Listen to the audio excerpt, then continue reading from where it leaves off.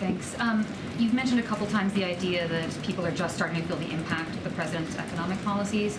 Does the administration have an assessment of how long it will take for these policies to sink in, and will it be before the next election?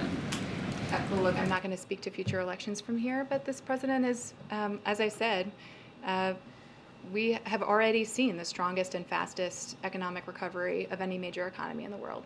So we've already seen, I just talked about the millions of jobs that have been created, the millions of new small business starts. So we are on track. We are making progress.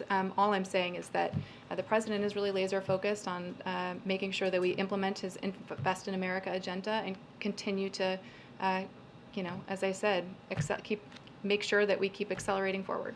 I just want to try once more on the layoffs at Ford. I don't know if you have any comment on the layoffs themselves, and is the administration comfortable with the idea that jobs could be lost in this process of transitioning to electric vehicles? Well, look, certainly anytime somebody loses a job, loses a paycheck, that's something we're concerned about.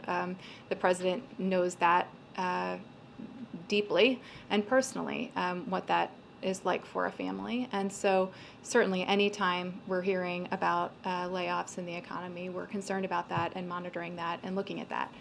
But what I will say more broadly is part of the reason why the clean energy investments that the president has made in our economy are so important is because we are simultaneously moving his ambitious climate agenda forward, but also bringing clean energy jobs and manufacturing jobs and supply chains back to the United States by the hundreds of thousands.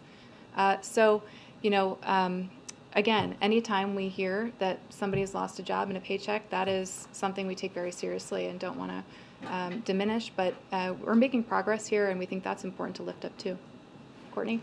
Thank you. On child care, the Commerce Department is requiring certain recipients of CHIPS funding to provide child care to their workers. I know you've been talking about different infrastructure investments today. Lyle was talking about that as well. I know the White House is also looking at other ways to replicate that idea to expand child care when it wasn't put in the Inflation Reduction Act.